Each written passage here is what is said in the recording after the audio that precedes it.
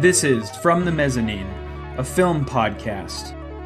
We are Matt and Chuck, and this is episode number 37. It's the second week of July, and today we're going to bring you reviews of this week in film and TV, some commentary on the industry, and part 2 of our retrospective on Jonathan Glazer, plus much, much more. As always, our opinions are uncensored, unsponsored, and maybe a little unrefined. Chuck? I mean, there's a certain, what's the word I'm looking for here? Like, workmanly, quality to how we approach this. We don't have our noses in the air. We're the everyman. We drink warm beer just like you do.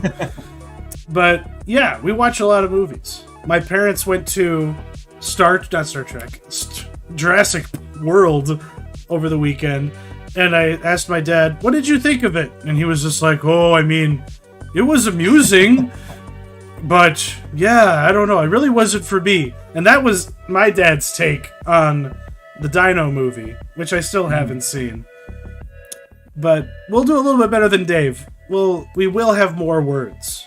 But in general, we're not so completely up our own asses that we can't appreciate what we know, our friends and neighbors tune into every week, which is Taylor Sheridan shows and reality TV, competition based around people who used to be on MTV and now are streaming stars. I don't understand the world we live in anymore. And one organization that has been dying because they can't seem to understand the paradigm that we find ourselves in post-COVID, because it seems like every year everything gets reset. Streaming and ads are blowing up one year, and then the whole thing is collapsing, and Hollywood is literally trying to figure out how they're not going to all commit suicide next year, just looking at the forecasts. But Netflix in particular has been in trouble, and they're swinging for the fences. They're doing everything they can. They're cutting off all the fat, but there's one thing they won't get rid of, and what is that, Matt? Well, before we get to that, maybe we should do our I do this every time. Yeah. I do this every time. The parting question, which was, who is underappreciated? And I struggled with this one because there was a lot of different ways to come at it.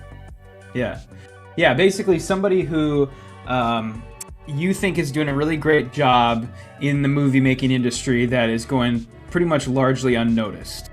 So, God, and that's what I struggled with, finding people who are truly unnoticed, and truly being unappreciated. But yeah, I don't know. My choice kind of feels like a cop out, just because he does something that is so freaking niche that in kind of one note that it appeals to me alone. But it's the gentleman who did Spine of Night. That movie, okay. I'm still fucking thinking about that fucking movie. And just how they were able to take such an antiquated production style and then make it not look corny and lame like it can. There's a reason why we don't rotoscope everything, but they seem to do a really good job with it. I think it's Morgan Galen King, I believe, is one of them. Yeah, and it's Phil Galat or Galat, Morgan Galen King. Yeah. And yeah, it's I brought up on a prior show that I want to see them taking that aesthetic, bringing it to the table and on something else, because it does it could serve a lot of different styles of show or movie to utilize that. It doesn't have to be the same exact thing as Spine of Night, but imagine a alien inspired sci-fi thing, using that aesthetic, and that in that production technique. I just want to see a lot more from those guys. And of course they made a weird little rotoscoped dark fantasy movie that nobody without a AMC subscription was ever gonna see.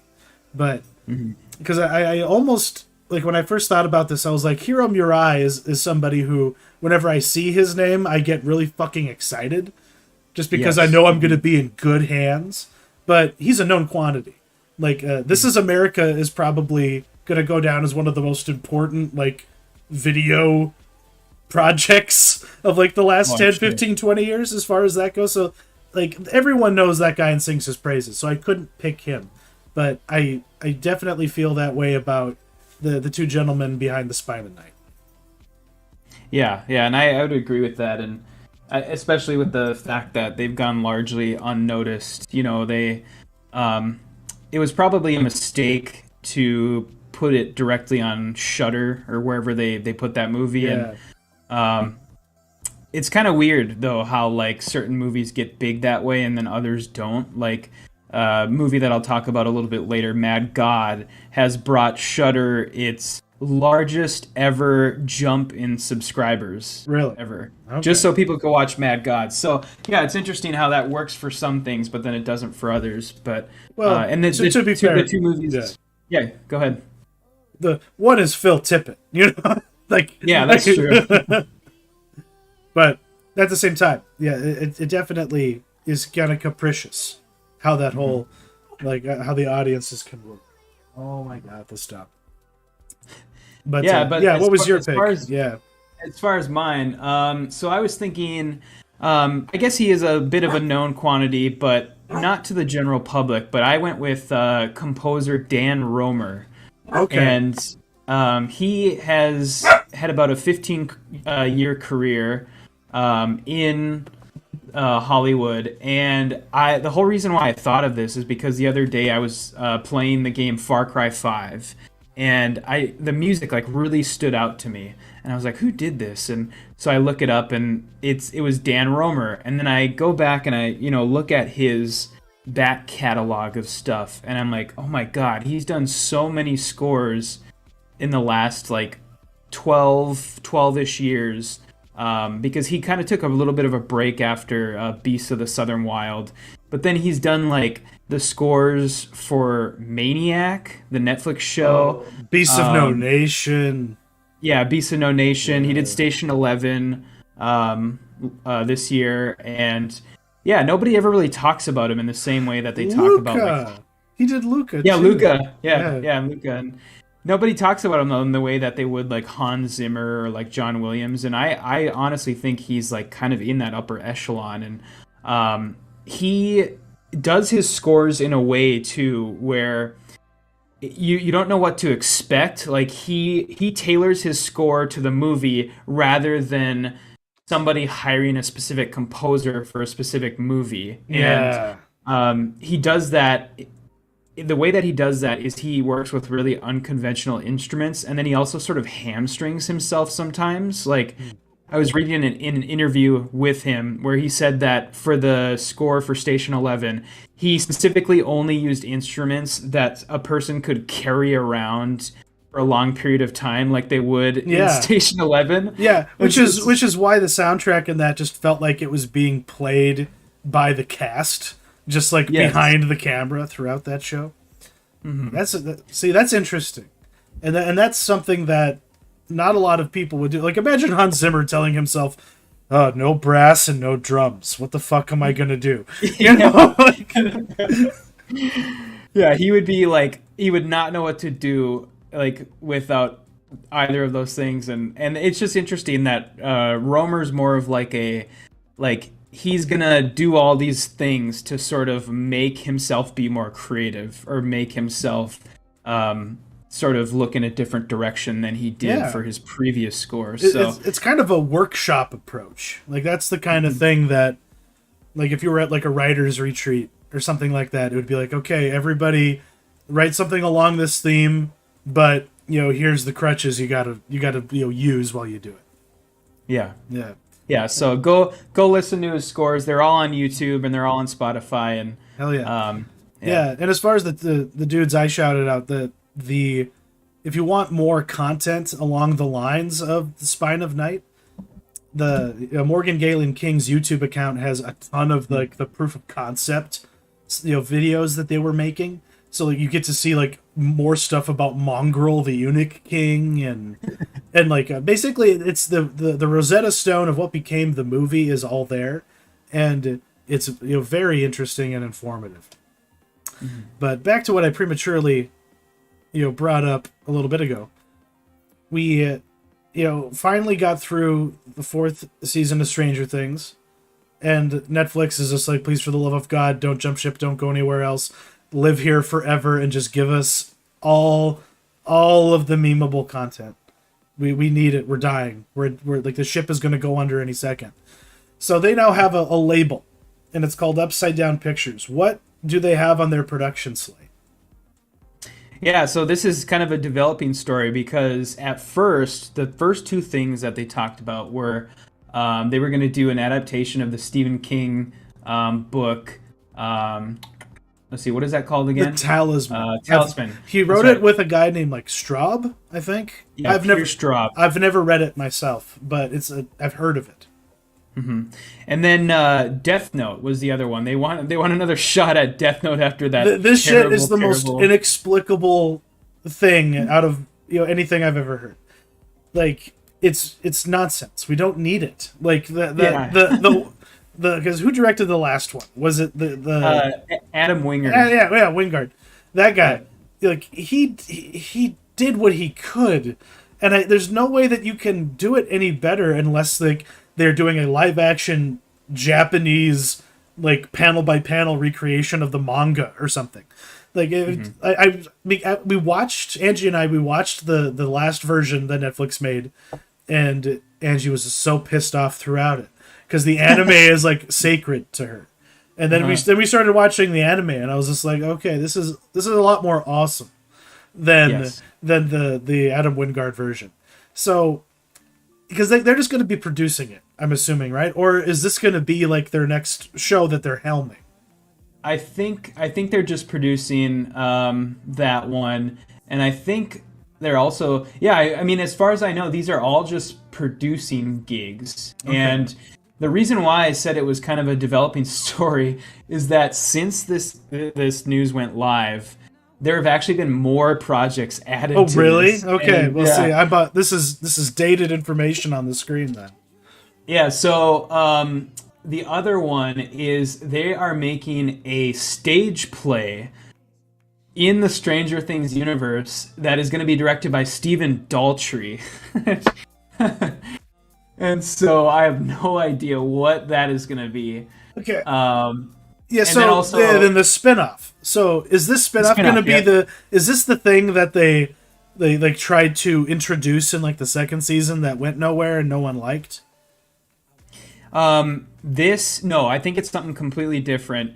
But this and the stage show are separate, or that and the stage show. So okay. The stage show is one thing, and then the spin-off TV show is a completely another thing. And so so those have been added. And then in addition to that, another TV show that has nothing to do with Stranger Things is coming from the guys who did the reboot of Dark Crystal on Netflix. Okay. So, all right. so there's now 5 projects under this production company, and so I don't know. What do you think of that? Do you think they'll sink under the pressure, or? I kind of think so. Because besides Stranger Things, they have nothing else to their name, right? No. The only other thing they've ever done is they wrote a couple episodes of that TV show Wayward Pines. Oh, that was trash. Yeah. That was utter trash. Mm-hmm. But it explains a lot. Okay. Yeah, they don't have anything to their name though, and this is a really dumb move by Netflix in my part. You know what this reminds me of? It reminds me of Benioff and Weiss. Yep. Like same situation, and I think the same thing's going to happen to them. This is going to get canceled. This deal's not actually going to happen. Yeah, half the shit will get canceled, and the other half of it will be absolutely terrible, and it's just they're just going to be the next Benioff and Weiss. And I mean, there's 2 ways that you can go with this. It's either that, or you sort of fly high and you become the next Rousseau brothers, the guys who basically architected the first stage, or the first three stages of the Marvel universe, and now next week the Russo brothers have the biggest movie that Netflix has ever made coming out with The Gray Man. So, Yeah. I mean, they've done very well for themselves. Not everything they make is that great. Like they had that movie Cherry on Apple Yeah. TV That was Plus, pretty and rough. so Yeah. but they've largely been successful, and they do well under the pressure because they fucking like they literally like did the Marvel universe all by themselves. Like they're only Yeah. secondary to Kevin Feige. So Basic, and that's a fascinating point to bring up because they it does not. I don't know it because people don't like talking about Joss Whedon anymore. They don't really acknowledge how he. Yeah, he did those first two Avengers movies, but kind of like with JJ, like it's the JJ Abrams effect. Like JJ had to go in and save Star Wars, but the Russos saved Marvel from whatever Whedon would have done had he been given the director's chair for Infinity War and Endgame. We wouldn't have even had Endgame. That was very much something that the Russos codified in post production, as far as I understand, because it had a totally different title. It was just going to be Part 1, Part 2. Infinity War Part 1, Part 2. And then they were just like, nah, this is going to have a totally different vibe. And made probably, they're very much like they're the ones who push back against Kevin Feige, I think, and they moderate his tendencies a little bit. As much as he like has to moderate the director's tendencies, he finally ran into a filmmakers who could push back in a necessary way. This isn't about winning. This is about making the best product. Yeah. And so, I mean, that's kind of the other direction this could go potentially, I guess. But I just don't see it happening because Death Note's not the property, in my opinion. Yeah, they got the wrong properties, and I just don't like the way they're approaching this. Where they gave a quote when they did the press release for this that said like, "We are about to." Like use our childhood nostalgia to boost Netflix's like it was dumb. It just basically they're gonna be farming nostalgia, and that's all this is gonna be. It's just gonna be like them using their childhood to like boost Netflix essentially. Yeah, and see, and that whole statement is what kind of killed them for me as a twist. My nose will go in the air for this little comment I'm about to make. But yeah, because these guys, strictly speaking, are just that. They like look at what they selected. Oh, people love Stephen King. We love Stephen King. Let's make Stephen King show. Oh, people love Death Note. We love Death Note. Let's make Death Note movie show. Like it's all predicated on like we will only do something because we know that people will feel a strong attachment to it without having no relationship with it. That's why Stranger Things took off at all. It was because of this nostalgia factor. So I feel like these guys are going to prove to be creatively bankrupt, with time. And I this is my prediction. I will eat my hat, one of my hats, if they actually follow through on this. I don't think they actually have it in them to make a feature-length film that is actually like good. I don't think they can do it. I think they are strictly speaking streamers. I don't think these guys could make a movie. Yeah, same. And if they do, it's gonna be, I mean, like we said, it's gonna be so rooted in nostalgia that it's gonna be so like derivative and just like it kind of reminds me of you remember that movie that came out earlier this year called The Atom Project? Yes. With Ryan Reynolds. I never watched it, but I know what you're talking about. Yeah, and that movie, nobody could talk about that movie without bringing up like a laundry list of other things that the movie felt like oh, this is like E.T. meets like Flash Gordon meets like this and this and like that's all people could say about that movie was because it was so derivative of everything else. And I think that this is going to kind of be the same way. But and that's unfortunate because they clearly have skill, but like you got to give me as an audience member a little bit more than nostalgia after a certain point. You got to move on. You got to give me something else. Something with like substance and not just aesthetics. God, that was some good discussion, and I feel it's pertinent to this edition's retrospective on Jonathan Glazer, I think there's a through line here that I'm gonna have to pray that I hold on to. I hold on to the thought that I have in my head, because I'll remind you if you forget. Yeah, I'm sure you will if it comes to that. We do have some sad news this week. We lost two lions of the cinema and of television. James Caan, of The Godfather and Thief and Elf and God, everything in between. Like one of the true men's men of Hollywood passed away. I'm not sure. Like, was he ill? I forget. I didn't actually read how he died. Yeah, I don't think publicly, but I don't think they've released how he died yet. But yeah, he was pretty much up there. He was 82, I believe. So yeah, long life. Yeah, long life. And then there's even longer. Tony Sirico, is that how you say his name? I think it's Sirico. Sirico, yeah. It went off the screen before I could say it. But to me, he'll just always be Paulie Walnuts. Yeah. From The Sopranos and from, I forget what else, other commercials he was in. But just he was even he was a real gangster. He was in Goodfellas. He had a really? part in Goodfellas. He did. Yeah. You're right. Yeah, he's one of the gangsters at the beginning of the movie who gets out of the car and and they show the car lifting up because they're so fat. Mm-hmm. I don't know. That's the detail I remember about that. Yeah, he was in that. And then I looked at his filmography, and he has 82 acting credits to his name, but I couldn't tell you anything else he's been in, honestly, other than those two. So. I'm pretty sure he was in Fred the movie. That's the level of work that he would do, just because he's like, hey, I got nothing else going on, and Sopranos is over. He made a lot of appearances on Talking Sopranos, I'm pretty sure. Mm-hmm. Yeah, I watched a few episodes of that show. Yeah, there he is with, Michael Gandolfini. I think that's who that was. Yeah. James's son, and then Michael Imperioli, I think. Yep. Yeah. Well, thanks for the memories, boys. Any last comments on either of these gangster movie legends? Yeah, I mean, I guess I just wanted to shout out for James Caan. I was kind of trying to think of something that he's been in that I liked that wasn't just kind of the typical Godfather misery route. Yeah. And I don't know did you ever see the movie Way of the Gun, the Benicio del Toro? Yeah, I have, man. I got that in a DVD 3-pack with American Psycho and Requiem for a Dream. Okay, yeah.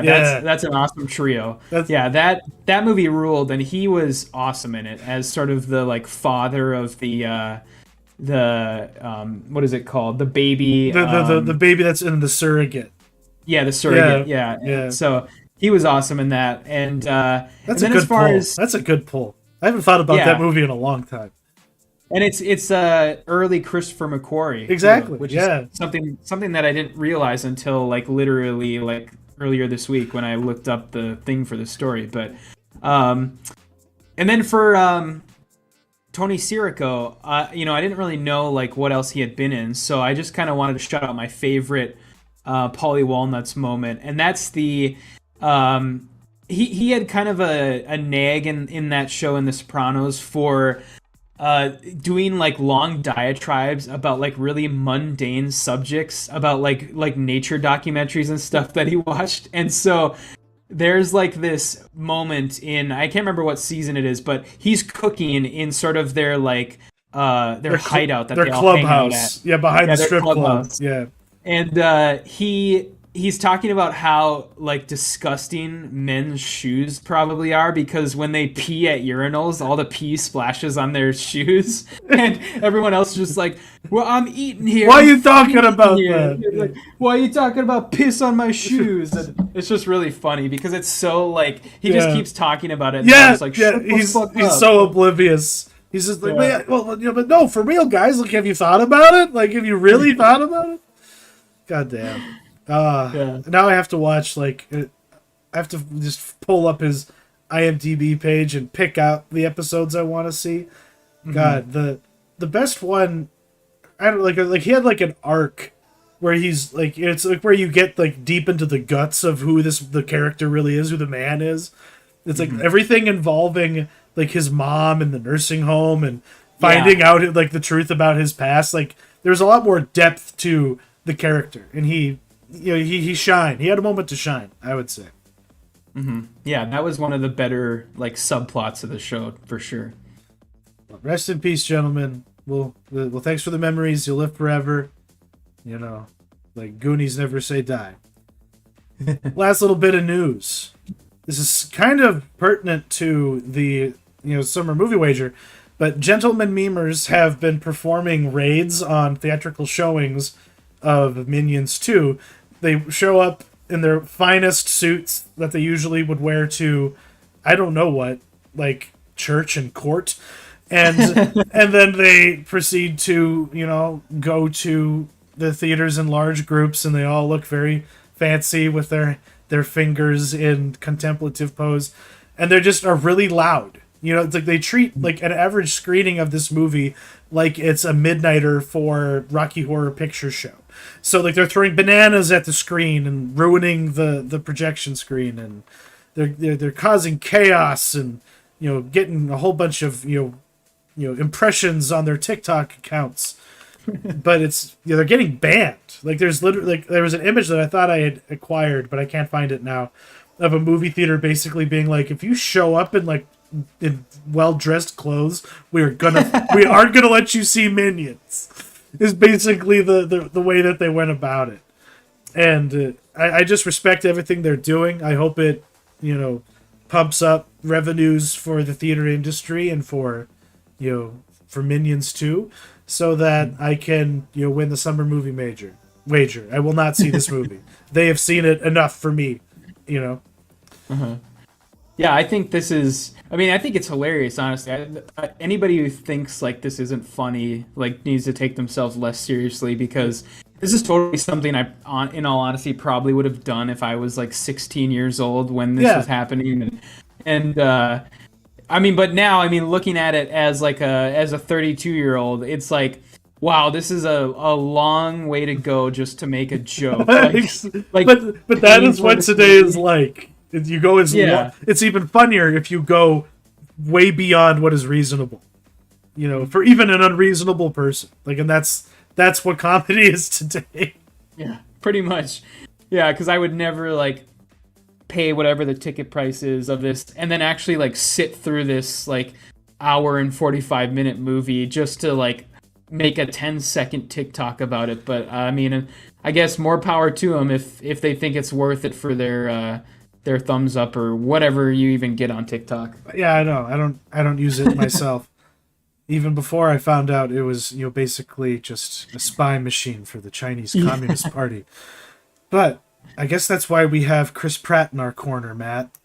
The Terminal List is out. I never heard of the book, but this is basically just Chris Pratt's Navy SEAL fetish that he acquired when he was making Zero Dark 30. And now we, just have, like, I don't know. I didn't get very far in this. I'll say that. I have, like, 3 episodes into it. But it's more than what it appeared to be on paper. Yeah. I guess that's how I will, introduce this show. It's not what it is at face value. There's something else going on here that I kind of like. But there are some things about it I didn't like. But what were your thoughts? Yeah, I think this show is just fascinating without even taking the show itself into account, just by its existence, because there's so many people that hate this show purely for existing. Oh, okay. Because, I mean, the show is ostensibly a right-wing show. I suppose that's true, yes. Yeah, and so I think it's fascinating from that perspective, because I couldn't even think of the last one of those that we got. Maybe 24, I guess, on Fox. Because Homeland, Homeland was very centrist, Yes. even though it was made by the same people.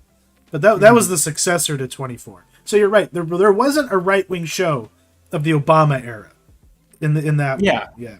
Yeah, other than, taking into account, like, shitty police procedurals. Like, I know that show Blue Bloods is, like, it's like a big, like, right-wing show. But this actually has pedigree, in my opinion, and this has some clout. And So I think that's just fascinating, and people are they're kind of using that fact as a way to like shit on Chris Pratt or to like take out their hate on Chris Pratt, because Chris Pratt has kind of been in hot water for, I don't even know what exactly, but people, I guess his Christianity that he's a been Christian. very vague on. Yeah. And it's the assumption that I don't even know if it's actually been verified to be true, that he goes to a particular church that is very, it's not like Westboro Baptist level homophobic, Sure.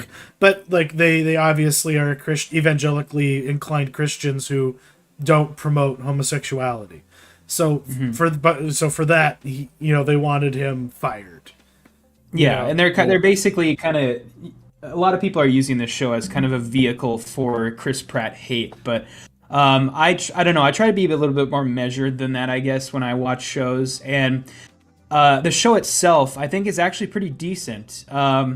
It's I guess like if you have like a military inclination, it's fascinating from that perspective, because it's been really, really fun to watch people like go apeshit over like the trigger discipline in this show, and like the like checking the mag. Like I don't know if you noticed that in the first episode, I did, yeah. In the hospital scene, he picks a gun up off the ground, and unlike every other show out there where he would just assume how many bullets are in the gun, he actually checks the magazine and then checks he rounds a round into the chamber. And so people have gone apeshit over that stuff in this show because it's all over this show. It's very authentic, and it's very much coming at it from a perspective of being authentic. And half the dialogue in this is just military acronyms. Yeah, it is. And so, it's fascinating from that perspective, because it's really, really good, and it's very, very authentic in that way. And the actual mystery of the show, I think, is pretty good. I don't think Chris Pratt quite sells the character he's trying to. He's playing a sort of grizzled, jaded guy who has like 6 months to live and has nothing to live for, and I think that would be a role that's more suited to like somebody like maybe like a younger Frank Grillo or somebody like that. I don't think Pratt quite sells it. He's a little too like goofy, and but he's okay. I mean, he's okay, but I would almost like his co-star, whose name I'm blanking on, that gentleman on the screen. Kitsch. I would rather have him play that. He just, and I'm just reflecting on his True Detective performance more in particular, because those are the vibes with the hair and the beard. Or even like, what's that other fucking movie? Savages, like where he's just Savages, like I don't know, like he just has like this. He seems like he's a step from death, just like in general, just because he seems like he parties too much. But I don't know.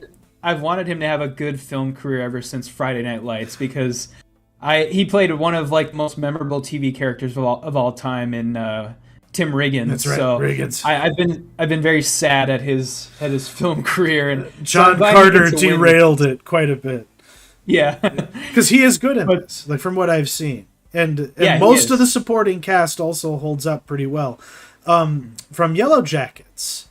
The husband of Melanie Linsky's character from Yellow Jackets is the JAG officer investigating a lot of the stuff, and he does a good job. He's there. I can't imagine the role was very demanding. Because for the most part, this is just a elevated like NCIS Tom Clancy kind of show, and on that level, it works really, really well. And I like you, I also really appreciate and value their commitment to authenticity. I do love that all the bad guys in this are just shitty bureaucrats within like JSOC, because if you really like, and this is just all of my time listening to like Chapo's Trap House and being a tinfoiled hat conspiratard, but the real villains of like the War on Terror are all of the bosses of like in this show, like all the Navy SEAL. Like in real life, it's this guy named McRaven. Like he even has like a villainous name. This like McRaven. Like he's a bad man. That guy. But the only thing that I really, really take issue with is the fucking casting of his daughter and just how, like, terrible her line delivery is. Like, every single time she said something and is in a scene and his character had to talk to her, he was like talking to a child like 8 years younger than the girl on screen who looked like she was a teenager. And I was just so uncomfortable by it because I was just like, did she have like a disability? Like, why do you talk to this like grown preteen like she's 5 and is just learning how to color? Like, there was just something weird about that, and I didn't understand it. Yeah. Yeah, those scenes, those sort of like weird like flashback like sort of imagination things that happens to him are really, really rote, where he like looks in like a corner of the room and then like remembers a memory he had with her, and she's just like, "Daddy, I love you." It's really, really bad. But it is quite bad. It's like but that's like really the only true low point. Because anytime someone needs to get fucking murdered, it's at least like, you know, brutal and fun. Like that MRI fight scene was pretty fucking awesome. But I wish that they hadn't copped out and put compression shorts on Chris Pratt. I wanted to see ass and dong. Yeah. You know, like promises. That's what I mean. Like, that's a missed opportunity. But it was all the episodes out. Have you finished this show? I have one left, and actually, I'm glad that you said that, because I wanted to say this show does get better as it goes on. All right. And so if anyone's on the fence on it, I would say at least get to the end of episode 5, because episode 5 is probably the best episode of the show. And it has Jai Courtney's character been introduced at where you're at yet? Not yet. No. The CEO of the company that did like the trials. Okay. Yeah. His character is really, really awesome, because he plays kind of like a billionaire like tech bro that has like basically like a false what is it called? False valor, basically. Oh. He has like, or stolen valor, basically, and he thinks he's like really hot shit, and he has a bunch of like stolen valor as far as like his military career goes, and so his character's awesome, and he has a really, really awesome scene at the end of episode 5 where I won't spoil it exactly, but I'll say Chris Pratt's character is going after him, and he builds like a bomb, like a concentrated bomb, to try and blow the guy up. And there's a scene where Jai Courtney's bodyguard basically hands him a bulletproof vest and a gun and is like, "Here you go, fanboy, you're in the shit now, put this on and get out there." And it's so awesome, because Jai Courtney's character just doesn't know what to do. He's never actually been in like a battle in his life. So, that's how you know this is a right-wing show. The real villain is stolen valor. Stolen valor, yeah. That's fucking hilarious. But yeah, like, this just reminded me of like Without Remorse. It's that kind of a show. You know? Yes. Yeah. And speaking of, we brought it up earlier, but Mad God, which, you know, is the trailer for this thing fucking blew my mind. But this is something I have to see, isn't it? This is must watch. Yeah. Kino, as the kids say. I paid for a month of Shudder for this movie, basically. I mean, it's only $5, but and I think it was worth it. And so for anybody that doesn't know, Phil Tippett, the special effects guru, has been working on this for 30 years. As long as I've been alive, he's been working on this fucking movie. Yeah, and he's kind of worked on it off and on. I know he did like a couple of Kickstarter campaigns for it, for like different parts of the movie, because it was originally just going to be a series of shorts. Oh, okay. And, that's where I'll kind of get into one of my negatives with the movie, is that it does feel like kind of a collection of shorts kind of vaguely stitched together to make a full movie. And but this is sort of, it's really hard to tell what this is about, because its plot is so tangential to what's actually happening on screen. But it is sort of tangentially about a god that sends a a character only known as the Assassin to a sort of Dante's Inferno type trip through hell, where he is on a quest to deliver a bomb to the center of this world, where he's gonna basically blow it up for this god, essentially. Okay. And so that's the plot, and that's really the only thing that you get. Like, everything else has to either be inferred by what's going on, or it has to be one of those things where you're kind of getting everything through symbolism and what's happening. So, but yeah, I had a lot of fun with it. It was very, very fun, and it's very, very dark, and the imagery that's going on in this is like, it's basically a Tool music video, but it's an hour and a half long. That's exactly what I was gonna say. Okay. Yeah. And it's, I mean, we don't get, like, this is his vision of hell, basically, like Phil Tippett's vision of hell. And a lot of times people don't talk about what hell would be because they either can't imagine it or they don't like thinking about it. And Phil Tippett's just like, this is it, motherfucker. Like, this is my vision, and this is fucking depressing as hell and crazy as hell. And like, it's just like, it's very hard to describe, and you have to watch it. And I will find the way. I will get another month trial or something. Yeah.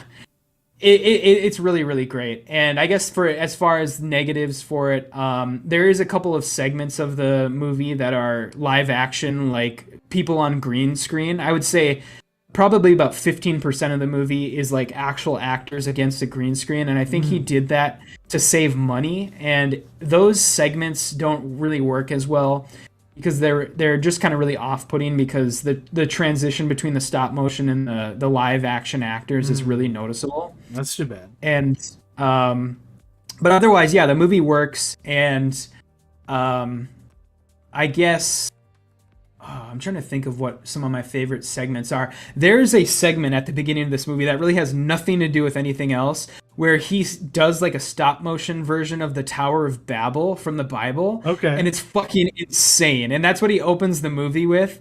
And it's just like, it doesn't really connect to anything else, but it's just cool. Bonkers. Okay. It's really cool. And then he starts the movie, the actual movie part, the narrative off with a collection of verses from Leviticus in the Bible, which, if you know anything about the Bible, Leviticus is like the angriest book of the Bible, where God is basically like, fuck you, fuck you humans. God the Avenger. Yeah. And so he starts the movie with like a collection of Bible verses from Leviticus, and then you're kind of off to the races, and it only gets more bonkers from there. So hell yeah, brother. Yeah, seek it out. It's definitely worth watching. And like I said, I paid for another month of Shudder just to watch it, and I think it was literally like $4.99. So well worth it. I mean, yeah. God, what did Angie make me spend money on recently? I'm trying to remember now. Like Discovery Plus or something? yes, Discovery Plus. Yeah, we had Ghost Adventures. Oh yeah, we watched Demon House. I forgot to actually give this a proper category. I forgot to put it on the list. Is that the Zach Baggins movie? Yes, because he buys a haunted house, and it's awesome because he tries to like make it seem like he is in a real horror movie, but not is in like, I don't know, like the things that you see happen in horror movies. He tries to like make it seem like that's what's happening to him. Like he gets bolted inside the house alone with just cameras, and there's just literally a part where he's just sitting there and he's just yelling down a dark hallway, "Get away from me! Get away from me!" And I just died and lost it. But Zach Baggins is Angie's like true love. She's the real love of her life. So I can't say bad things about him.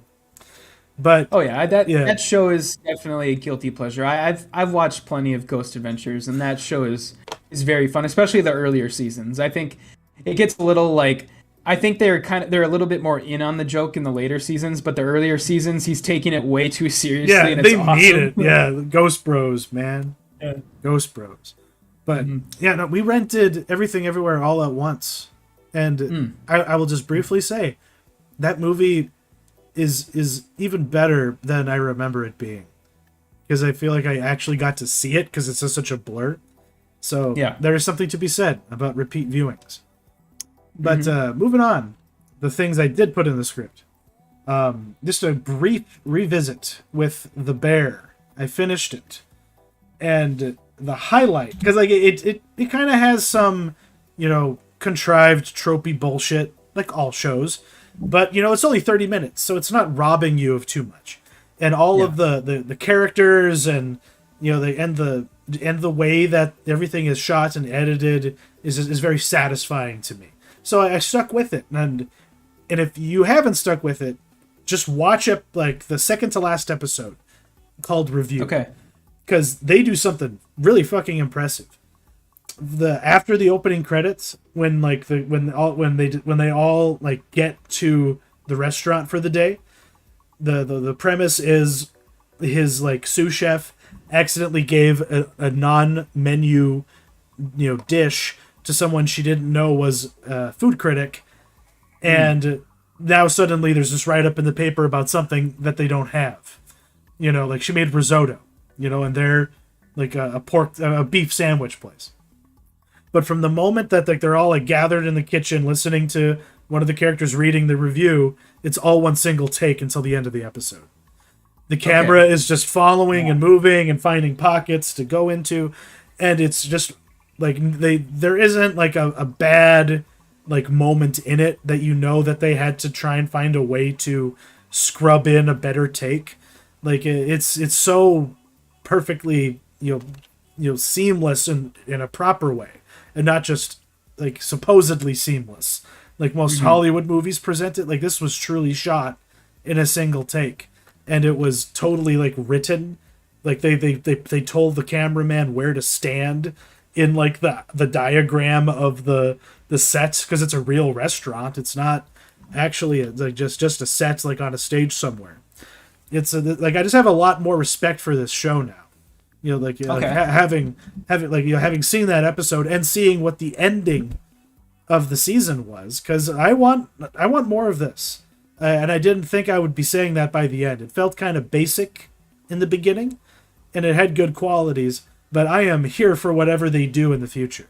Like a very impressive conclusion to a show that I didn't know anything about until Hulu put it up there. That reminds me. I was just looking it up. That whole idea kind of reminds me of that movie Boiling Point. Did you ever see that? No. What's that? Yeah, from last year there was a movie called Boiling Point. It's starring Stephen Graham, and it's a movie about he plays a head chef at a restaurant, and the whole thing's in one take. Oh fuck! Okay, it's in my wheelhouse. I gotta watch it now. Yeah, you should. Fuck yeah! I remember that was on a couple of people's like best of the year list last year, so that's kind of why I have it in my memory. But thanks for the recommendation, man. I'm here for it, because I worked in like a basic ass kitchen, that was run by pretentious assholes and staffed by criminals and drug addicts, but they like everybody still comported themselves like it was more than simply that. And that is what this world looks like, except like the main character of this show is actually like a good chef, and it's just his trying to fucking convince these people to care as much as he does, and to not just, because to them it's just their job. It's what they show up to every day. It's what they fight to get on time for, and they resent being at, And even though this isn't what he wants to be doing, and there's all this emotional familial baggage built up into it, it's just like seeing people who care about things and get like some modicum of satisfaction out of it is always is satisfying for me, in that type of an experience. Yeah, I will definitely throw that on my list here, especially that second. You said the second to last episode. Yeah, if nothing else, just watch that one. Watch that one, and then the finale. They pair together very well, because there's just like genuinely like non like fictional like non like TV or movie style like what's the word I'm looking for here? Reconciliation. It's like how real people actually deal with like a deep wedge and like hurt between each other. You know, like, Okay. like you know, it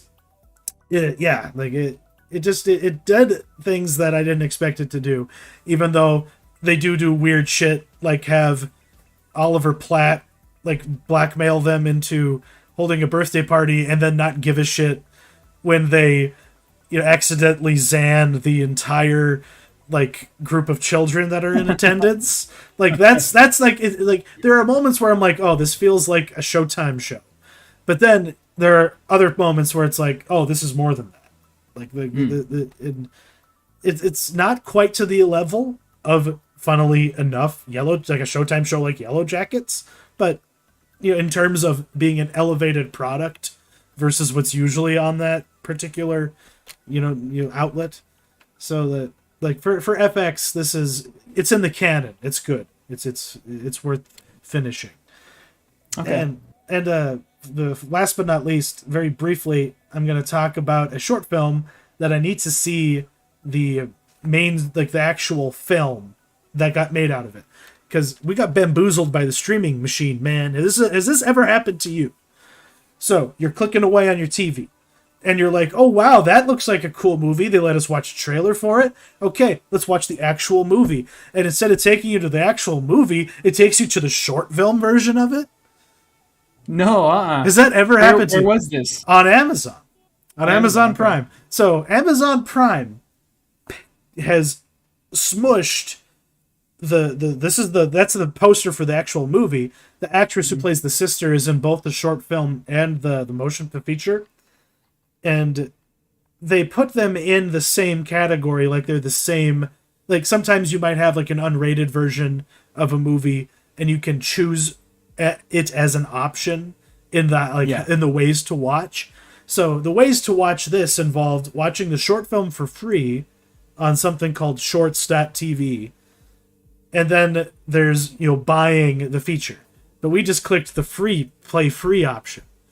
So it played this 20-minute short film. But now I'll talk about the movie. I said I was going to be brief and anything but. But the premise is it's this weird alternate 90s. Everything's kind of off. Like and there's this uncanny nature to existence. But you have this little boy named Wyrm. Little boy, he's about to enter high school, and if he doesn't kiss somebody, you know, before he like has to enter the ninth grade, then he's gonna have to be held back, because everyone in this reality wears these collars that look like shock collars for dogs, and they're just always beeping, and they'll stay on you. They won't unlatch until you kiss someone for the first time. Okay. It's because it's your first sexual, you know, experience, and you can't enter high school until you've had it. Because in this universe, there's like the propaganda, you know, that is put up in like the most insipid like 90s kind of like Tim and Eric sort of way, is no child left alone. So like basically this is a world built to prevent mass shootings because no one is allowed to be an incel. Everybody gets laid. But it's about this awkward little boy who's obsessed with dinosaurs, who's trying to find some way to pop his collar. And his sister already popped her collar. Hell, she's already been fingered at the playground, you know. And he tries to convince a friend of his who's younger to kiss him, and a dude friend. And his friend is like, "Dude, I'm not going to do that. Like, I'm not going to pop my collar this early. I want to pop it with someone I care about." And then he like punches him when he like tries to force the kiss on him instead. But that was just the short film, and it was very sweet, and it had a decent conclusion. But now I want to see the full movie. The filmmaker behind this also, I think he directed or at least wrote that Cole Sprouse Moon or like Mars mission movie where he like smuggles his way onto a ship with a girl that he likes or something. Like Moonshot. Yeah, like he that was his like big breakout. But this movie is his weird indie flavor that, you know, is available for video on demand. I haven't seen it yet, but I will report back once I have, because this short film was worth actually paying money to see what he ended up doing with the idea. Okay. Yeah. Very wholesome, given its subject matter. Yeah, it reminds me of The Lobster, the premise for The Lobster. In a way, you're absolutely right. You're absolutely right. It's a neon pastel, like John Hughesian version of that. It's John Hughes and David Lynch were friends.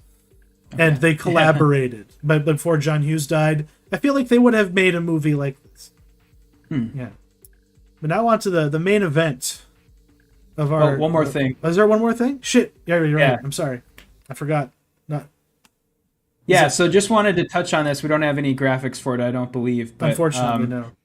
I did watch the finale and the whole season of Star Trek: Strange New Worlds, and I just kind of wanted. I started watching it. I got like 3 episodes. I got 3 episodes into that before I fell asleep, and I am game to finish it. So, should I finish? Yeah. It? Yeah. Oh, for sure. Yeah, this show was awesome. I mean, I talked about it before, but I was kind of iffy if it was going to kind of hold my interest all the way through, and it totally does. Like, it's 10 episodes. They're all very unique. There is a sort of overarching story in the episodes that, you know, kind of in true episodic format, they touch on it in like the 5 minutes at the end of every episode. Which is frustrating, but yeah. The last episode of the season, the finale, is pretty much all about that subject, which is basically that Christopher Pike has seen his future, and he's kind of waffling on whether or not he wants to go down that path or try and change the future. Okay, because I haven't seen a fucking frame of Discovery, and I did not know that was something that had happened. So I was initially a little confused about what was going on, but I figured it out.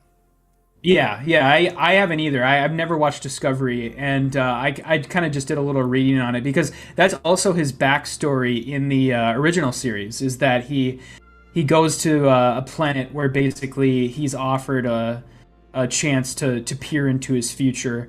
But yeah, I mean, basically, I don't want to spend a ton of time on this, but the finale was great.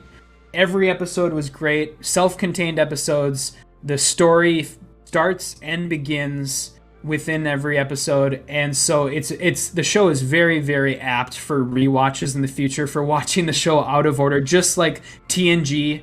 I mean, TNG fans are gonna fucking love this show, and Discovery fans can just get shit on because they can stick.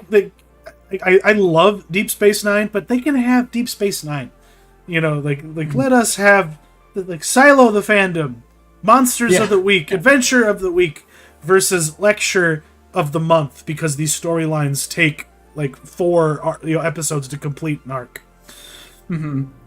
And so, even the filler episode was great. The sort of obligatory filler episode of the season where they, it's basically a giant homage to the TNG episode where they go to the planet where everybody dresses like they're in the Renaissance. Earth is And so you've probably seen a lot of, if you haven't watched TNG, you for sure have seen the GIFs online from that episode where everybody's dressed in like Renaissance attire. Yeah. That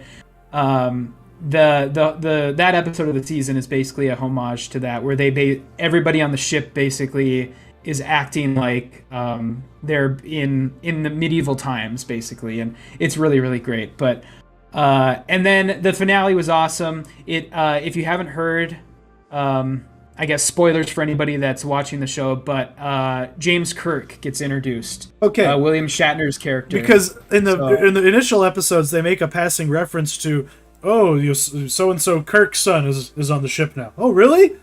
Cool. I'm glad his son is in Starfleet. And I assumed that was James Tiberius Kirk, but no, it's the other one, the one I've never heard of before.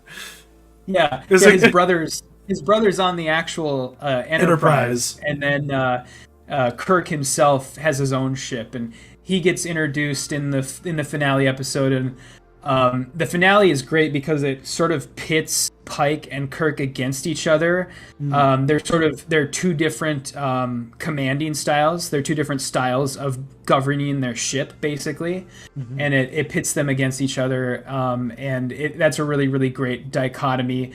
I don't know the actor's name that portrays Kirk, but his sort of the way that him and Anson Mount play off each other is really, really great. And so, yeah, I mean, the show was amazing. This is for sure gonna land on my if we do another top whatever of the year list. Yeah. This will for sure land on my top TV shows of the year. It was, and it's just a fun show. I mean, this is a really great break from like the constant like dreariness of like prestige TV. You know, the constant like sadness and like depression of prestige TV. So yeah, like why can't it just be about the awe and wonder of everything being possible and adventure and figuring out how you're going to get the didgeridoo to not break so you can beam up everybody.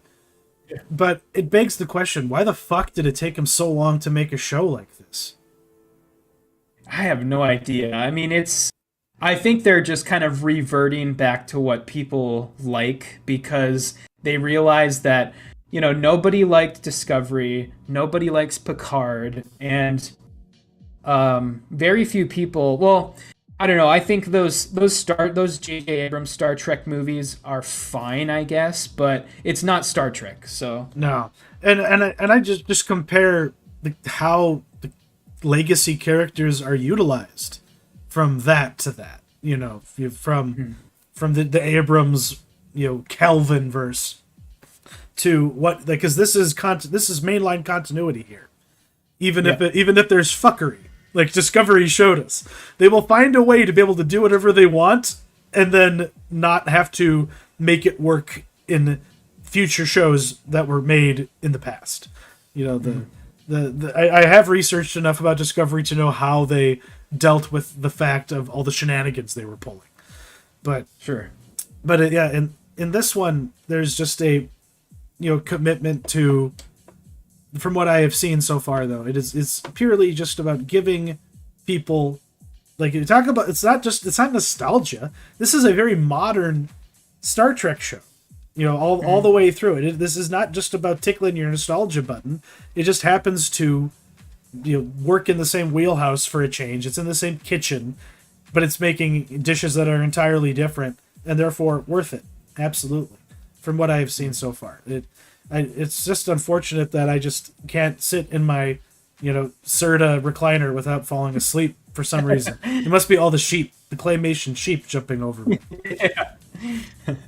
But I'll have to have some Red Bull or have coffee beforehand. But now we're ready for the main event, which, of course, is our boy, the auteur of the hour, too sweet to be sour. It's Jonathan Glazer. Everybody. Everyone's favorite Brit. There's lots of favorite Brits, but this is Birth, which is no one's favorite Nicole Kidman movie. Except for me, because now it's my favorite Nicole Kidman. Okay. Yeah. Oh god, that page went by way too fast. I need to back up because we need to talk about that slide. Yeah. Damn, where did it go? Well, I've got a little spiel here. Yeah, go ahead. Yeah. So, Birth is Jonathan Glazer's second film, released in 2004, written by Glazer, Jean-Claude Carrier, and Milo Attica, who also wrote Glazer's next film, which we'll talk about next week.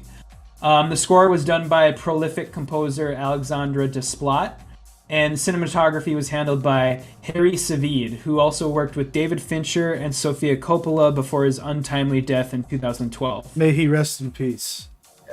Yeah. The Bling Ring was a banger of a movie for him to end. Oh yeah, for sure. Yeah, I didn't realize how prolific he was. Like he worked with Fincher, Sofia Coppola, Gus Van Sant. Mm-hmm. He did. He did Elephant, didn't he? He did Elephant, yeah. And he also did what's the Ridley Scott gangster movie with Denzel Washington? Oh, American Gangster. Yeah, he did American Gangster too. And so So yeah, and Birth has a 38% positive rating on Rotten Tomatoes and a 50% on Metacritic. So this is about as divisive as you can get, and it's kind of been largely forgotten, except for its sort of one scene that everybody sort of can't stop talking about when it comes to this movie, which I'm sure we'll also get to. But yeah, what did you think of Birth? I guess top level thoughts. Top level thoughts. Yeah, I might as well get some graphics up. Where are they at now? Where are you hiding? There we go. So yeah, spoiler light impressions that I got going on. Basically, like being ignorant of like the true qualities of this movie and like what it's really about, is really what kept me from watching it. This is one of those things where I wish I would have just given it the time. Like when I at any point, ever since I was younger. But yeah, I just read what Time magazine told me about it as a child, and I was like, well, that doesn't sound epic and cool. It's like that doesn't sound like Sexy Beast. And I watched Layer Cake instead. But like actually giving it a chance and like appreciating all the artists that are involved in it, from the music and cinematography and the acting, it is a very unique thing, and I guess I'll say that I really really like it. I like it more than Sexy Beast even, as far as the three of his movies. Like I hadn't seen this before we committed to watching it, and I really really got a lot out of it. In particular, since I put a graphic of his face in there, but that's the main screenwriter. I can't one of those names. I forgot it already. But Jean-Claude Carrier, that gentleman, and because Glazer approached him and was like, "Hey, I want to make like a fairy tale that's about basically the power of love and reincarnation." And like that was the jumping off point, and they collaborated together, and that's how we got the movie we got. So they weren't trying to be, I guess, yeah. Well, we'll save what they were going for with the bathtub scene for later, but I guess that's how I'll introduce it. They're trying to make a fairy tale. They're trying to make something that feels, uncanny is one word, but just like it's elevated, and it's up to the audience. To like what they'll feel as they watch it and what they'll believe. And if you just take it all at face value, I could understand being a little put off by some of the content of this movie, but it's actually a very profound one, I would say. What about yourself? Yeah, I really really like this. I also had never seen it before, and I think this movie. I think the Sexy Beast is sort of the anomaly in Jonathan Glazer's filmography, because I think you can draw a direct line from this to Under the Skin. And this is sort of formalist filmmaking at its finest. Yes.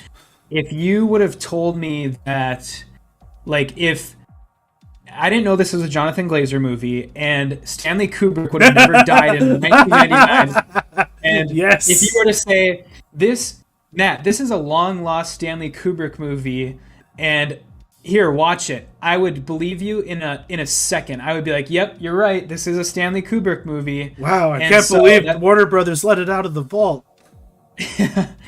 And so that's kind of my top level thoughts. There's a couple of tiny reservations I have that I'll get to later, but other than that, loved it. Yeah. So right up front, we'll back up I'll scrub backwards quick here. But what do you think of Nicole Kidman's performance? Because he sought her out for this, from what I remember reading. And she really wasn't sure about it until she had read the script a few times and talked to him. And as you I think you noted in the notes, this is her favorite movie that she's ever made. Which I understand, because it's just such a very, very subtle performance on her part. And yeah, it can be just an awful lot of her looking sad and like staring off vacantly, but at the same time there's a lot of externalization of whatever is internal, even when she isn't saying something. It's a very, very unique performance in her career. And the supporting cast in this fucking rules too. We got Peter Stormare there. For once playing, not being like stereotyped or not being pigeonholed into like playing a Russian guy or some variant of that, like some nihilist, a German even. He just gets to be some guy. And Danny Houston also was kind of a revelation in this, because he has to do so much awkward shit. Like, he has to be in so many awkward situations and then just like hold it together. So like when it finally like blows up, it feels earned, I guess is what I would say about that. Yeah. Well, I guess as far as Nicole Kidman is concerned, like, I guess I'll start with just how like radiant she is in this movie. Like, Nicole Kidman's always been like a really beautiful woman, and she still is, but in this, she's like channeling like 1950s like Audrey Hepburn like feeling, and it's really hard to take your eyes off her. And even like down to like the pixie haircut and the sort of artificially like high squeaky voice. And she's amazing. Like, there's a scene, I guess in particular, you have it up right now, where she's in the apartment, and it's right after young Sean like collapses on the apartment floor, and she sort of shows concern, and then she goes to an opera, and the camera does like a 2-minute unbroken 2-minute slow zoom in on her face while she's watching this opera. And that's where the Kubrick illusions come from. Yeah. And in those moments, you can tell what's going on in her head, because she's going from like sort of resigned to a realization that, hey, maybe this is all true, to anguish, to like dread. Like, it's all showing on her face, and that's something that's so hard to do. For a director to say to an actor, I want you to convey all of these emotions, but don't be obvious about it. And that's so hard to do. And she really, really succeeds in that without being like too you can't see the machinery working in her head as the actor. You can only see the character. Is basically what I'm. It's the equivalent of like having a book where you have like 5 pages of internal monologue expressing exactly what a character is feeling and thinking and what they're remembering, and making it explicit and and visual through the language, and instead just telling someone, just use body language and facial expression, convey all that shit, like all of the memories that are flashing in your internal slideshow whenever you are having whenever you're going back into your filing cabinets of memories. It's a tall up task, and it's the beauty of cinema when someone actually can pull that off between a filmmaker and an actor and all the other technical aspects going on. Because it's like an artist being told to somehow draw an Alan Moore script and have it be coherent. It's similar in that respect. I guess before we get too far into the actual movie, I wanted to talk about the opening scene. Yeah, or the opening. I'll go back scenes, to. I guess I'll go back. Like, so is it not the running in the woods, or like on the this shot? Yeah, this was amazing. Yeah, the opener of this movie, and again, I'll bring up sort of the Alexander Desplat score.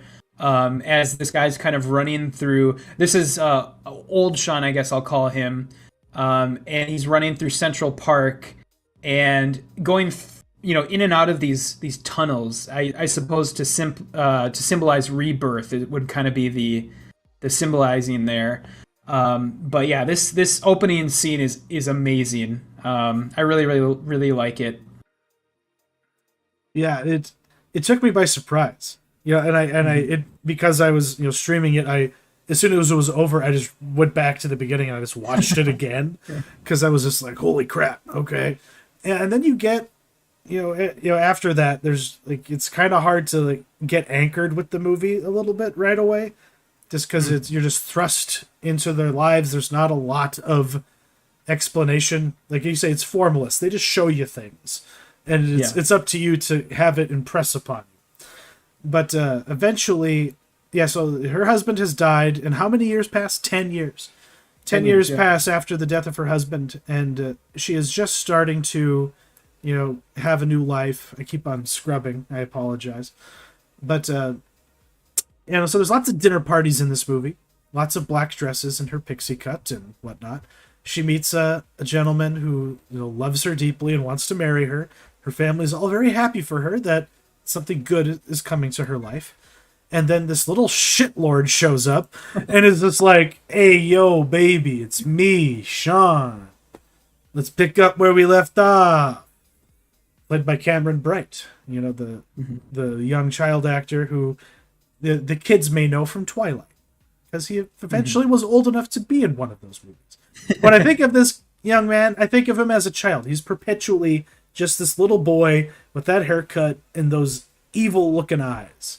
So, yeah, if this fucking kid walked up to me and was just like, I am your reincarnated loved one, I know all of this fucking shit that only they could know, I don't know how I would react, but I don't think I would, eventually, love them like I loved the dead person, I don't know, but I guess that's what the strengths of this movie.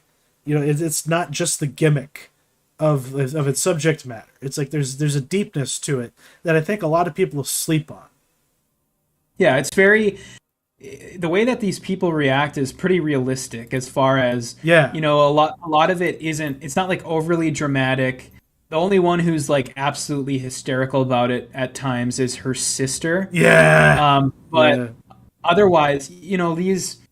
As far as the setting of the movie goes, I love how it's, set in these stuffy yuppie New Yorkers who live right off of Central Park in their mid 2000s tan and beige and mint green nasty apartments, and they're the type of people who literally have a quartet trio play for them in their living room, and it's just these people are all just but they're really smart. See, that's the thing, is they're all psychologists, educated, or doctors, or lawyers. And so the way that they react to being confronted with this situation, this possibly paranormal, possibly religiously existential situation, is they're very measured about it, and they kind of come up with solutions or ways to prove him wrong and stuff. So it's very interesting in that way. Yeah, this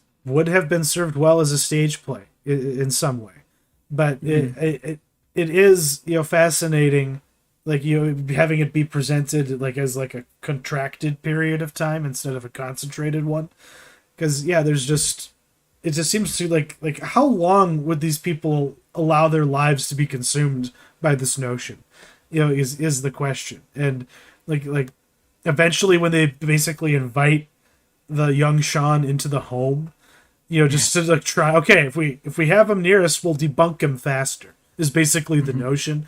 We'll be able to prove him wrong. Yeah, Lauren Bacall's performance was very, very, solid. She did a good job. And watching her interact with young Sean just made me laugh, but I felt terrified at the same time, just because I was just okay, when's the shoe gonna drop? When is she gonna snap? But she keeps it together. Everyone, to their credit, they're all this is just a little boy who's fucking confused. As much as I want to fucking beat his brains in, I can't. It's they, and because he is the only one who thinks he is anything other than what he is. And I guess shall we dive a little bit more in depth? Yeah, let's do it. Okay. So, God, and how exactly does one, get in depth, even more in depth than we have so far? Well, I guess I want to talk about whether or not the movie worked for you in the third act. Okay. Because the third act it seems to be kind of where it polarizes people. The movie seems to sort of do away with its ambiguousness in the third act And I think one of the nitpicks I had with this movie is Anne Hesh, is that how you say it? Or Anne Hesh? Ish, yeah. Her Yeah. performance is she's in a completely different movie than a lot of the other people in this. And like she's in this movie if it was directed by like Brian De Palma. And That's so a, I didn't yeah, really I that's didn't fair. like her performance, but so in the third act, the movie starts answering some of these questions. And the answers are adequate and it all kind of makes sense. And I guess the overarching question for this segment would be, what did you think of that? Do you think it needed to answer those questions? And then also the ending, depending on who you ask, the ending of the movie, the final sort of 5 minutes, the wedding scenes, sort of do away with that. The ambiguity, or that lack of That ambiguity. It yeah, brings it back. Yeah. yeah, it answers the questions and then it takes those answers away again. So yeah, what did you think of that? I think that's one of the reasons why I love it so much, because that's always a big problem for a lot of different movies is like, okay, do we just leave it ambiguous and leave a certain aspect of the narrative unsatisfying, or do we over explain and ruin the whole thing? Mm-hmm. Like in fact, I enjoyed the idea that everybody had like their different answers for what was going on, basically, and it's a superpositional, like metaphysical kind of view to the Schrodinger's box kind of question of this. It's like, well, what do we have to observe to know what's real or not? But it's almost as though all things are true. It's that's the double slit experiment. The particle is going in all directions, and it is in fact going in all directions, even though you'd think it would only go in one. Yeah, so I guess I wasn't as offended. And then looking back at some of the reviews, point like Roger Ebert, like I guess I had a similar view of the ending that he did, which he felt that that return to the ambiguity is actually what kind of saved the movie for him, because Okay, yeah. instead of being left with, oh well, Anne Heche was the one who knew the truth all along, it's the another answer could be, well, actually she may only know part of what's going on or nothing at all, and it may just be just like something in the fairy tale to bring about the only happy ending possible, because there's no way for these two characters, young Sean and Nicole Kidman's character, to be happy together. If this is a fairy tale, the only happy ending is in letting go, not in having that quote unquote second chance. Yeah, I kind of took the same thing away. Yeah, I don't know if I necessarily liked I mean, I was fine with the answers themselves. I thought they explained it Yeah, well, but I didn't like the fact that he was suddenly giving up the answers so easily. But then when he sort yeah, of took it back at the end, that was interesting because I guess I want to kind of know your interpretation of the ending too, because okay, I the way that I interpret it is that she sort of realized that he was telling the truth, and it sort of has something to do with I don't know if it was the beach that reminded her of him again, because that's where they first met. Was that beach that they were at, her and Sean, but and then Danny Huston comes and sort of like wrangles her back, yeah, and she sort of goes from like absolute hysterics to sort of composing herself, and it's sort of I don't know, in my eyes it was sort of a realization that like I didn't get what I wanted, but it's better to have to live this sort of subpar life with Danny Huston's character than yeah. to go through life miserable, I Yeah, guess. But yeah, and I guess was that the right choice? It's like, was she right about that? Yeah, no, I mhm. guess I feel like you kind of have interpreted it like similarly to me in that way, because it's obviously not like this is obviously not what she truly wants for herself, or she wouldn't have Mhm. been so taken by the notion that her husband wasn't dead and had somehow come back to her. The I guess that's where I was. That was my takeaway. Was it's like it's true. there's what the people around Nicole Kidman needed was for her to, walk away from this whole situation and move on with her fucking life. And the really only way to do that was to sow some seeds of doubt within young Sean himself, because he had throughout the whole movie is just so steadfast and sure. And but golly, I don't really know where to take it after that. Well, I think that kind of that covers a majority of the movie. I guess the last thing we should probably touch on is the bathtub scene, as far as like, is it overblown? Were people in 2004 just a bunch of stuck up like prudes? What do you make of that as far as the conversation around this film goes? It's a strange thing to like think back on what the mores of the time were. Because like 2003, 2004, at that point in time, every young boy in America had seen Janet Jackson's tit. You know what I mean? Yeah, like on during the fucking Super Bowl.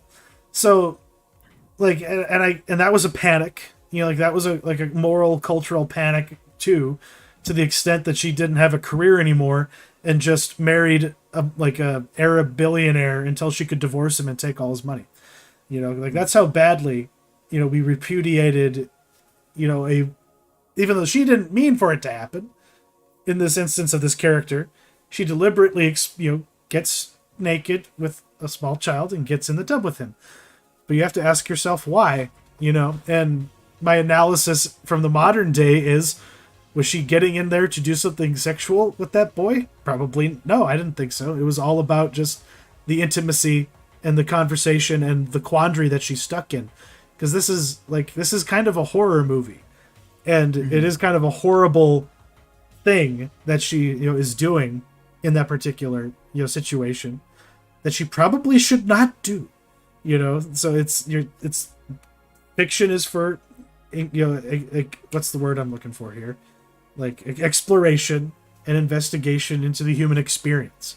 And this is something that none of us will ever have to experience, but it's great food for thought. And instead of just condemning this character like they did back then, or they were just being uncomfortable with what she did, consider whether or not you would do the same, maybe, if you were in the same position, experiencing something like, I feel like that's something that most critics don't really do. Unless a film or a piece of art is explicitly like showcasing something that is from their shared experience, that they don't have the ability to explore it internally. You know what I mean? Or empathize. They can't empathize. They can't empathize. Yeah. So I don't know. I thought, and watching it, I just found myself empathizing with her, and and those were the questions that was going through me versus, oh my god, how gross and evil. Like that's kind of it's like it is gross and evil, but there's more to it than that, and there's more to talk about than whether or not it's objectionable, socially or not. But Well, I think, like, if this movie was made today and you were to slap an A24 logo on it, everyone would love it. Yeah, nobody would give a shit. Like, this movie had the unfortunate happening of being made 15 years too early. And, I guess from what I've seen as far as, like, the reaction to this goes, I was reading some reviews earlier today and interviews, and there's like two camps as far as people who have a problem with it. There's the camp of people who don't like it within the context of the movie, and then the camp of people who don't like it in context of the movie being made. Okay. As far as like, how could you put this child actor in this position? So kind of like the cuties, like the cuties complaint. Okay. Yeah, and it's like, I don't know. I don't vibe with either arguments because obviously, it's movie making. Obviously, the child wasn't actually naked. Obviously, Nicole Kidman wasn't actually naked. They used some clever camera tricks to hide both those facts. And they never touched when they were in the bathtub. Yeah. There was probably something under the water dividing them, like a physical divide even. Yeah. And so you don't know these things. People don't know these things. And his parents were probably there. His parents were there, and yeah. People kind of like to fill in the gaps of what they think they know, and they don't know. Nobody knows the circumstances under which this was made, and then the people who like just have sort of the moral objection as far as like within the confines of the movie. I think you covered that pretty well in your explanation. I feel the same. So yeah, it's actually the moment that makes the whole experience work. Because if you didn't have that tension, and that confrontation in that scene and the vulnerability going on, it just this would be a more uneven experience. But I don't know. Like I really took a long time to chew on this, after watching it. Like I was up for like an hour thinking about it, and not a lot of movies do that for me these days. It's like it's in one ear and out the other, and I move on with my life. But this was a really sticky movie in that respect, and for that reason should be revisited. People should come back to it. If Jonathan Glazer never makes another movie, like at least he made this one along with the other two that he made. But it's so freaking unique, like even compared, like I agree with you, major artistic step up, technical step up, like much more sure of himself as a filmmaker with this movie, to the extent that like having that gap, not having this movie in my frame of reference and watching Under the Skin is partially why Under the Skin was so impressionable, because it was just like, how the fuck did we go from this to that? This was how, basically.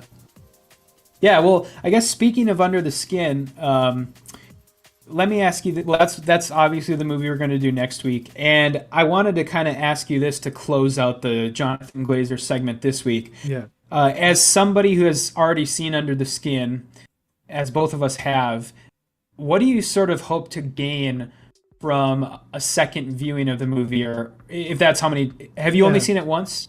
I've seen it. A lot. I've seen it many times. Oh, you have? Okay. Yeah. Like, okay, well, like I was obsessed with this movie for like 3 months. Like it was kind of a background movie, just like the oral experience of it. So like I haven't watched it in like 5 years, but after it came out, I watched it a ton. So I'm ready to come back to it. And if I feel like I'm going to get anything out of it that I didn't before, it's maybe just not just like taking like it at just the misery of it, as the forefront. Because a great deal of what impacted me about that movie was just how like uncompromising it was in like its subject matter and what you're made to endure as a member of the audience. But I feel like I'm gonna find something very different going on, which is focusing more so on, well, like, don't watch this like I'm me. Like, how is the alien experiencing the movie, or like experiencing the events of the movie? Like how is he trying to put us into her mindset versus that of a human one? So I guess I'm gonna try and mold myself into shape to fit into the grooves of it a little bit more than just trying to jam my meat parts in.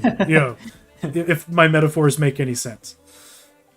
Yeah, I kind of feel the same. I've only seen this movie one other time, and it was actually, it was when it came out. I went and saw it in the one art house theater that was playing it in uptown Minneapolis, and I'm looking forward to watching it again because I feel like I'm a very different person now than I was 8 years ago. Yeah, and so I'm very much looking forward to kind of just seeing it through like an older lens, a hopefully more.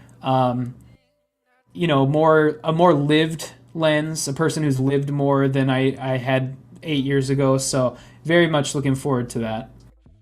I had to stop myself from watching it so many times over like the last 2 or 3 weeks, just because I was like, no, we got to watch it later. It's like, just save it for later. Because it's a fucking banger of a movie. Yeah. And But what I'm realizing, though, like as I go back and I do watch things that I thought I was well acquainted with, there's a lot of things in movies that I don't remember. and it's always enjoyable to be like, was that always there? Or is this just another, Mandela effect happening to me? Like, was this scene always in this movie? Was it always like this? Can I trust Jeff Bezos to not just make a whole new movie and sneak it in there, like Be Kind Rewind style? Like, what's it like? I don't know. I feel like there's going to be lots of things in there that I didn't retain over the years that I'm looking forward to, helping shape my relationship with it, because I watched it way too much. It was at the time, but I look forward to watching it again because it's been like 6 or 7 years since I saw it. Okay. Yeah. That it's gonna be fun, and so that's what we'll be talking about next week. That movie is it's streaming on Showtime. I looked right before we started, and but if you don't have Showtime, I believe it's like a $1.99 rental on any VOD service out there. Yeah, so. Exactly, and we'll definitely do that. Because you want to give the boy money so he'll think about making another fucking movie again. Yeah. So we do have a list of things coming out next week. A lot of it is... Oh, God. Okay, so we're finally getting that Resident Evil show from Netflix that I just don't care about. But I'll probably watch it when I'm trying to fall asleep. Yeah. The Anarchists is a HBO documentary that follows the collapse of an anarchic community in what state are they in? New York? No, they were in Acapulco, Mexico. Acapulco, Mexico. That's where. Okay. Yeah, that's right. Because one of the dudes was fleeing a drugs warrant in America, and he's just covered in dreads, and he's he became like a local character for the Mexicans because he was the American running from the law. Exact opposite. Speaking of opposites, Solar Opposites. Is this the 3rd season of that show? Yep. Yeah. God, I watched the 1st season. I haven't watched 2nd. I'm so behind. Yeah, that's a great show, and there's also a Christmas special too that they released in December. So does the Little World subplot keep popping up throughout the show? Okay, good. It gets its own episode in the 2nd season, like an entire episode. So fuck yeah, dude! I'm here for that. We also got What We Do in the Shadows. This is season 3 as well, right? Yeah. Yes. Or no. 4. It's 4. Okay. Yep. I'm just that behind. And then Better Call Saul. How many episodes are in this final ream that they're giving us? Yeah. So this is 7, I believe. 7 episodes starting Holy tonight. Shit. It's tonight. That's a lot. Yeah. All the previous seasons, I think, were 10 episodes, and then this season is 13. Okay. So they put out 6 and then 7. Yeah. So yeah, very much looking forward to that, and of course I will be there to talk about it when the show ends because it's gonna be a banger. Oh shit! Hold on to your butts, everybody. And we do have a parting question. I don't have a graphic for it though. I apologize, but this one's coming from Matt. Once again. So why don't you break it down for us?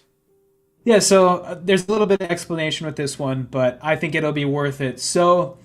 Online film criticism generally rewards those who have the most divisive and polarizing opinions. So whether or not they really, really liked something or really, really hated it.